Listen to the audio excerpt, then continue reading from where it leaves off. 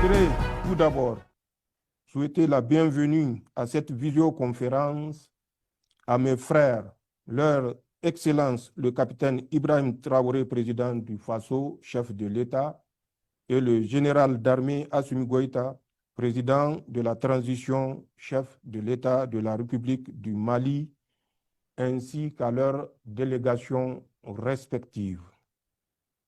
Le Niger est particulièrement honoré d'accueillir la 8e session ordinaire de la conférence des chefs d'État de l'autorité de développement intégré des États du Liptako-Gourma ALG.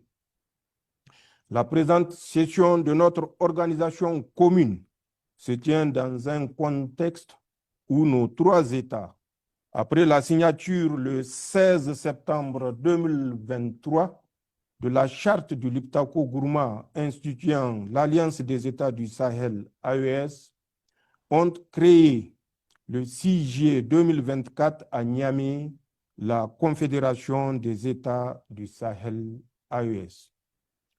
La création de cet espace géopolitique répond à l'impérieuse nécessité de défendre notre souveraineté tout en impulsant une nouvelle dynamique à la coopération stratégique entre nos États. Il s'agira d'abord d'œuvrer à la sécurité, à l'intégrité territoriale et ensuite à la prospérité de notre espace commun. Cet objectif ne pourra être atteint qu'à travers le renforcement de notre architecture de défense collective et d'assistance mutuelle, l'harmonisation de l'action diplomatique et la mise en œuvre de projets et programmes intégrateurs communs de développement. C'est dans cette perspective que les instances ministérielles de la Confédération ont proposé la capitalisation des projets intégrateurs du secrétariat exécutif de l'ALG en transformant la structure en agence d'exécution des projets et programmes de développement et son intégration dans l'architecture de la Confédération AES. En effet, il y a lieu de rappeler que lors de la création de l'AES, à travers la signature de la charte de Liptako-Gourma, nous avions affirmé notre fidélité aux objectifs et idéaux de l'ALG, présenté comme l'un des plus anciens organismes de développement de la sous-région. C'est le lieu de saluer les efforts de tous ceux qui ont animé cette structure de sa création à ce jour et qui ont obtenu les résultats que nous connaissons dans le contexte et malgré les contraintes qui étaient les leurs. Mais il s'avère aujourd'hui urgent et nécessaire de revoir le statut de l'ALG en lui conférant la place appropriée dans l'architecture institutionnelle de la Confédération AES, conformément à la vision qui a présidé à la création de celle-ci.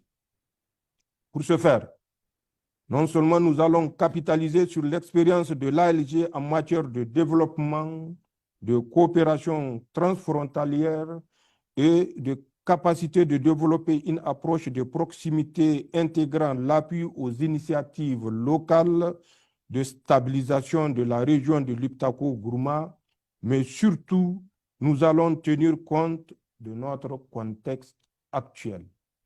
Excellences, Messieurs les Présidents, Mesdames et Messieurs, le contexte actuel dans nos 3 États est marqué non seulement par un nouveau paradigme souverainiste et patriotique, mais surtout par une refondation de nos institutions bâties sur un développement endogène et harmonieux. Ce tournant décisif est porté par les populations dont les aspirations ont longtemps été méconnues par des décisions politiques souvent dictées de l'extérieur. Excellences, Messieurs les Présidents, Mesdames et Messieurs, la présente session, même si nous allons profiter de l'occasion pour examiner quelques instances comporte un seul point à son ordre du jour, à savoir la transformation de l'autorité de l'Iptako Gourma en agence d'exécution et son positionnement dans l'architecture institutionnelle de la Confédération AES, conformément aux conclusions de la 13e session extraordinaire du Conseil des ministres de l'ALG tenue le 24 mai 2025 à Bamako. À cet égard, nous nourrissons de fortes attentes vis-à-vis de cette nouvelle agence en termes d'efficacité et d'efficience. Elle doit avant tout se départir de l'immobilisme administratif qui l'éloigne des objectifs qui lui sont assignés et qui caractérisent fort malheureusement nos organisations. Mesdames et messieurs, renouvelant ma profonde gratitude à leur Excellence, le capitaine Ibrahim Traoré et le général d'armée Assimi Goïta, pour leur ferme attachement à la construction d'un espace confédéral souverain de sécurité et de prospérité, je souhaite plein succès à nos travaux et déclare ouverte la 8e session ordinaire de la Conférence des chefs d'État et de gouvernement de l'autorité du développement intégré des États du Liptako Gourma. Vive l'ALG refondée, vive la Confédération AES. Je vous remercie. Ces échanges permettront de déterminer les approches adaptées visant une meilleure insertion de l'ALG dans l'architecture de notre confédération sous l'axe développement.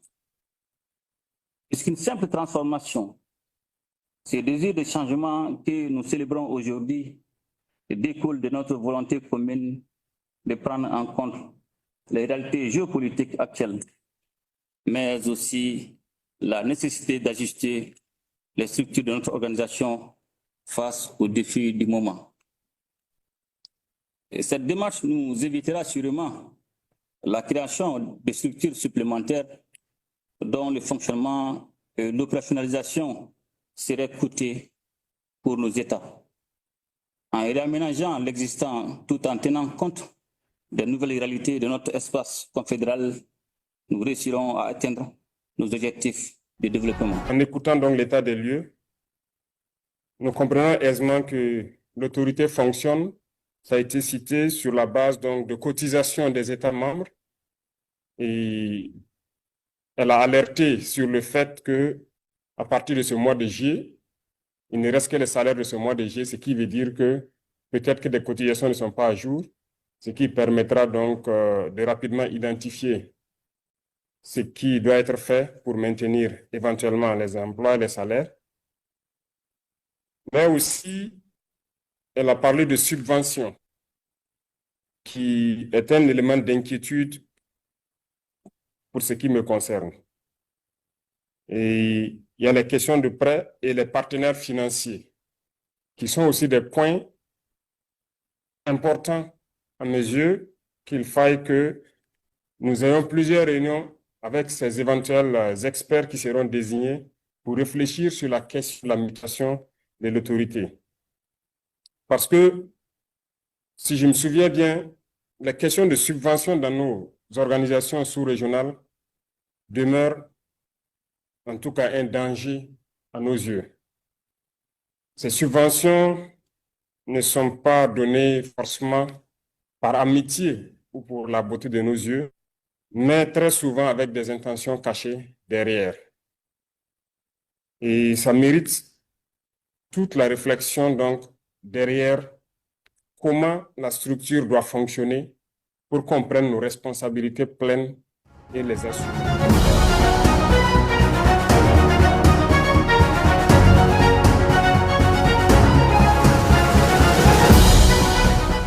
Le premier axe, ce sont les raisons de cette transformation. Le deuxième axe, les conséquences. Et le troisième axe, les attentes. S'agissant des raisons, nous le savons tous, le contexte actuel, marqué par un nouveau paradigme souverainiste et patriotique incarné par notre confédération. Ceci est un élément à prendre en compte essentiellement par rapport à nos nouvelles orientations. Le deuxième point de ces raisons est le souci de la refondation de nos institutions bâties sur un développement endogène et harmonieux. Nous mesurons le sens de ce point quand on se réfère à la présentation de l'état de lieu de Madame la secrétaire exécutive, où déjà nous sommes face à un couperet pour le salaire d'août, déjà. Ensuite, nous découvrons que la grande partie des subventions est extérieure à notre espace confédéral. Je parle de participation financière. Donc, c'est des défis énormes pour lesquels ce deuxième point a tout son sens. C'est la volonté de départir l'autorité de l'Iptako-Gourma de l'immobilisme administratif et de l'influence des partenaires et autres puissances étrangères qui caractérisent assez souvent certaines de nos institutions, ce qui les éloigne de leurs objectifs. Pour ce qui est des conséquences, l'ALG a été créée le 3 décembre 1970. 55 ans d'expérience en matière de développement, de coopération, de transformation, de capacité de développer une approche de proximité, d'appui aux initiatives locales et de stabilisation de la région de l'Iptako-Gourma. Mais c'est également une expérience, comme je l'ai tantôt dit, qui révèle les faiblesses de l'ALG, dont le financement est attendu en majorité de l'extérieur. Or, notre nouveau paradigme ne nous permet pas de continuer à fonctionner sur ces bases d'appui extérieur. Continuons la réflexion pour que le financement, comme convenu, soit endogène. Et le troisième axe, c'est celui des attentes. Nous savons que les attentes sont basées sur l'efficacité et l'efficience de l'agence. Rendre plus dynamique et en phase avec nos orientations et défis actuels. Assurer la nomination ou les nominations qui répondent justement à ce souci de transformation de l'ALG en agence d'exécution. Et enfin, la question du personnel qui sera géré progressivement au niveau de l'ALG refondée suivant la procédure bien établie.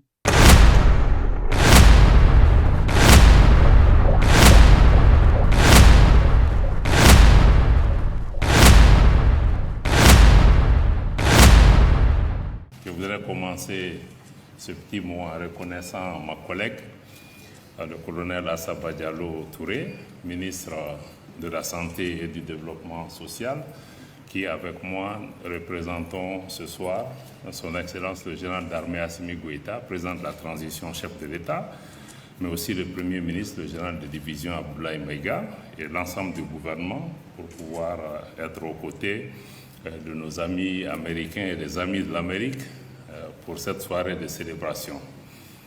Madame l'ambassadeur des États-Unis d'Amérique, Excellence, Monsieur le doyen du corps diplomatique, Mesdames et Messieurs les membres du corps diplomatique représentant des organisations internationales accréditées au Mali, distingués invités, je vois beaucoup de représentants aussi d'institutions de la République du Mali, pour cacher un peu au fond le commissaire à la sécurité alimentaire, Madame la médiatrice de la République, je voudrais pouvoir reconnaître toutes les personnalités qui sont présentes ici en vos rangs, grade et qualité, et toutes mes excuses si j'en ai oublié.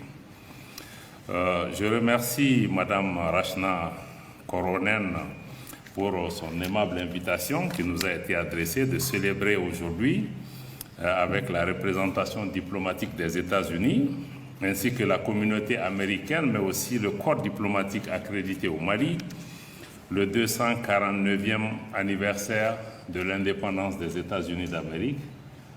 Bonne fête d'indépendance aux États-Unis d'Amérique. C'est toujours un réel plaisir pour le gouvernement de transition du Mali de s'associer à la commémoration des actes qui s'inscrivent dans le cadre de l'affirmation et de la réaffirmation légitime de la souveraineté des États, pour ce soir en particulier, celle qui concerne les États-Unis d'Amérique. En cette agréable circonstance, j'adresse nos sincères félicitations au peuple américain ainsi qu'au gouvernement américain et formule des vœux sincères de bonheur, de prospérité et de stabilité croissante pour les États-Unis d'Amérique. Dans un autre registre moins heureux, je voudrais également présenter nos condoléances émues au gouvernement, au peuple américain et aux populations américaines de façon générale pour les nombreuses pertes en vies humaines qui ont été causées récemment par des inondations dans l'État de Texas en moins d'une semaine. I want to allow myself few words in English. Yes. I don't want to follow the step of Ambassador Rashna because she didn't put a word in Bambara or in French even. But just to be understood by our American friends, to say that my colleague, Minister of Health, and myself, we are very happy to be here and to celebrate with you, Americans, this evening. We think it's very important for us at this moment of the journey of our two countries to show compassion, interest, and mutual respect as we move forward. Of course, for me personally, United States is a country which received me for 6 years. I have been blessed to be ambassador of my country in the United States for 6 years. I have the privilege also that maybe many Americans didn't have. I visited more than 22 American states. I am honorary citizen of the state of Nebraska. In Lincoln, I'm sure many Americans haven't been in Lincoln, Nebraska. I visited many places in America, and I can tell myself that really I know this country, and I always speak really very openly because I had the opportunity to be received in the U.S. for family hospitalities in American homes, in North Carolina, in Tennessee, in San Diego, in many places that I had really the opportunity to interact with many in America, and I can say that American people are really friendly, very open, and I had the opportunity to entertain conferences across the U.S., and I had the opportunity to have conferences in more than 25 American universities, which host me. I interact with many Americans, and I had the opportunity to really practice the public diplomacy in the U.S., and that really allowed me to better comprehend this country. And this is one of the reasons I think this is important for me to say a few words in English so I can be understood very well by you, by your team, and also the delegation which came from Washington, D.C. Of course, I heard your speech. Of course, you consider yourself as a greater country on earth. We consider also ourselves as one of the most brilliant civilizations in Africa, and that's very important for us as we engage also to respect each other, because we think that Mali, as you know, also is a country of Timbuktu, is a country of Mansa Musa, and we call ourselves that one of the people who discovered America is a Malian. Even if some don't recognize. These are not written response right now. It's not here, but I really encourage all of you to read the book of Ivan van Sertima. They were there before Columbus. It's really a well-documented research, which really give the traces of the Negro-African presence in the America before Columbus. So it's a scientific. So we also consider ourselves like this, and I think it's important when we engage with Malians to also understand where people are coming from, how they see themselves. So we remain really such a big country also, but we remain open to this engagement with your country, and I encourage all the effort that you are doing, and Americans continue to be welcome in Mali, and I appreciate that Malians continue also to be welcome, that you are facilitating the free movement of Malians to the United States and the exchange of students and business people, which I think is very important, because everything starts with understanding each other. Of course, we have gone through some tensions, some misunderstanding, but what is most important really to understand that today, yes, America, you have your own government, they are putting America first, we are putting Mali first. It means that we really have to, only mutual respect allow us to have a meaningful engagement. I lived in the US, I know what America wants for its children. We want the same. Everyone wants peace, stability, joy, respect, consideration, to look at your own dignity. So it's the same, big or small, it doesn't matter. I think those things are very important, that I really want to say those few words, that really I am very happy with the time that I spent in the US, and I do think that we have many opportunities for further engagement. Let me come now to French, which is our working language. Donc la coopération entre le Mali et les États-Unis s'est solidement bâtie depuis les premières années de l'indépendance du Mali, mais aussi dans un esprit de respect mutuel, mais aussi un esprit de compréhension et un esprit d'ouverture.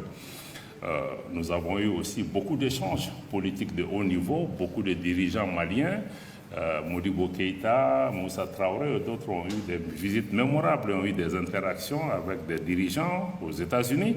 Nous sommes convaincus qu'en poursuivant, voire en renforçant nos relations dans cet esprit constructif, nous pourrons relever ensemble des défis communs auxquels nos pays font face, auxquels l'humanité elle-même fait face aujourd'hui. Le contexte tant national que régional et international commande de la part de tous, de notre point de vue, une certaine lucidité dans la lecture de la situation, en particulier de notre pays et de ce qui se passe dans notre région, d'avoir un équilibre dans les appréciations, mais aussi d'avoir une perspective historique en lisant les événements, mais surtout d'avoir une constance dans nos attitudes.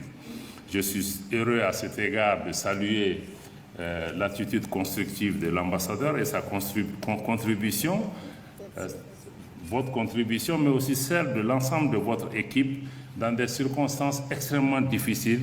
Vous avez essayé de naviguer pour continuer à travailler, à redynamiser de façon réaliste les liens entre nos deux pays.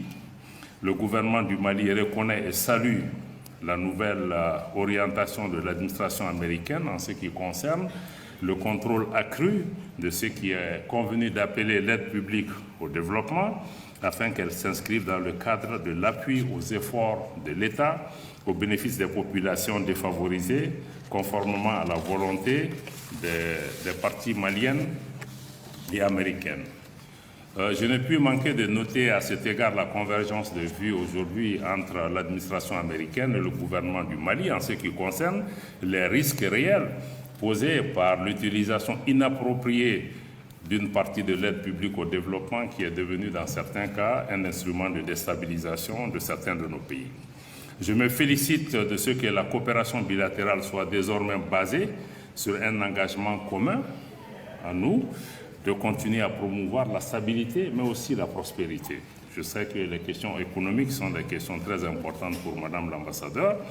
À cet égard, je salue vos initiatives en cours, celles consistant de votre part à promouvoir les investissements et à mettre en relation les opérateurs économiques des deux pays, notamment à travers la rencontre Select USA, que je sais que beaucoup de nos compatriotes et hommes d'affaires ont participé à cet événement à Washington il y a juste quelques semaines.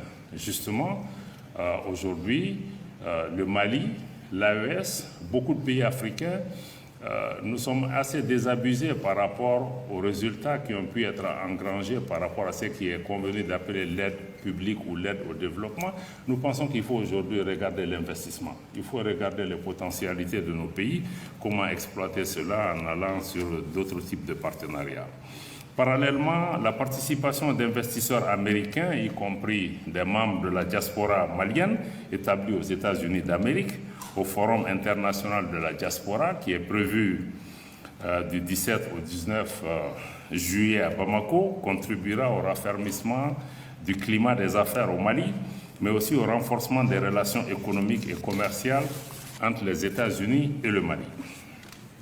Au niveau politique, la nouvelle dynamique enclenchée à travers les visites en cours, je crois qu'on a déjà une délégation de haut niveau de la Maison-Blanche qui est parmi nous, et aussi celle à venir d'autres personnalités américaines pourrait servir de signal pour un renouveau du dialogue politique, mais un dialogue politique fondé sur le réalisme, le pragmatisme, les intérêts mutuels, mais comme vous l'avez dit aussi, une prospérité partagée. Aussi, voudrais-je dire que le Mali demeure ouvert, comme son Excellence le Président de la Transition l'a indiqué, à toute forme de partenariat, de coopération avec tous les pays qui veulent le faire dans le strict respect des principes que nous avons indiqués, le respect de la souveraineté du Mali, le respect des choix souverains de notre pays et la prise en compte des intérêts vitaux de nos populations. Et c'est les seules balises que nous avons. Nous n'avons pas d'autres conditions pour entretenir une relation avec les pays. Il y a 2 jours, nous célébrions le premier anniversaire de la création de la Confédération des États du Sahel, qui aujourd'hui s'impose comme une réalité géopolitique, mais aussi qui se traduit naturellement par une reconfiguration géopolitique de l'espace ouest-africain. Notre position est d'indiquer que nous avons quitté une organisation, mais nous n'avons pas quitté la région, et nous ne pouvons pas quitter la région. Donc cette reconfiguration nous commande de voir la région différemment et de travailler différemment à pouvoir préserver les acquis du parcours historique de nos peuples de l'indépendance jusqu'à aujourd'hui. L'AES, c'est également une volonté de nous prendre en charge et de compter sur nous-mêmes, parce que malheureusement, l'histoire est en train de démontrer qu'aucun peuple ne peut s'asseoir pour compter sur d'autres pour régler les problèmes qui nous appartiennent. Il faut que nous comptions sur nous-mêmes, mais ça ne veut pas dire que même un pays grand comme les États-Unis seul ne peut pas régler ces problèmes. Mais il faut compter d'abord sur soi-même pour pouvoir avancer. Il faut aussi mutualiser nos efforts pour pouvoir assurer la sécurité, assurer notre sécurité, mais aussi faire face au terrorisme. Parce qu'aujourd'hui, nous faisons face à un terrorisme qui est soutenu malheureusement par des sponsors étatiques étrangers. Le terrorisme auquel nous faisons face aujourd'hui n'a rien de religieux, parce que ce terrorisme tue plus de musulmans que même d'autres religions. C'est aussi devenu une guerre par procuration pratiquement pour certains pour avancer des agendas géopolitiques.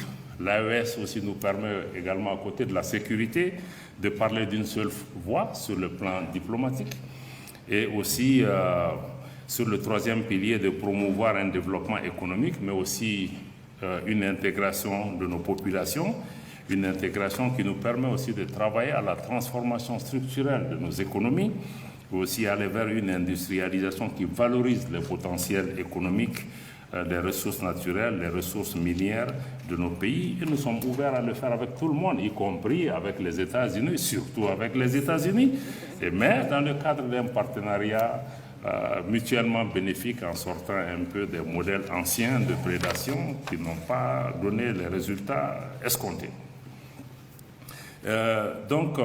Après avoir dit cela, je voudrais pouvoir m'arrêter là, encore une fois en souhaitant une bonne fête d'indépendance à tous les Américains, en continuant à ouvrir nos bras aux Américains qui sont là, à ceux qui veulent visiter ici, et en vous disant que le Mali demeure aussi un peuple fier, un peuple éternel, et nous ne sommes contre aucun pays, nous ne sommes contre aucun peuple. Nous nous battons pour ce que nous estimons être le bien de notre pays. En faisant cela, comme le dirait Nelson Mandela, Americans should consider that, Mali can be a friendly country. But just we need to understand that your enemies are not our enemies. Your friends are not necessarily our friends. So if we keep that in mind, I know it's difficult because I live in the US. I know most of the time people see things black or white. Unfortunately, life is more complicated and complex than that. But just understand that your enemies might not necessarily be our enemies, and your friends might not be our friends necessarily. That will leave us a space to have a dialogue, a meaningful dialogue, to move forward, to enhance the relationship between Mali and the US based on really mutual understanding, dialogue, mutual respect, and to see how we can advance our collaboration, both at the bilateral level, but also on the international scene. Donc je remercie tous les Américains, tous les cow-boys, tous ceux qui sont dans la salle pour votre aimable attention. Et je voudrais, avec vous tous, que nous puissions souhaiter encore une fois bonne fête à nos amis américains. Et merci infiniment de m'avoir écouté.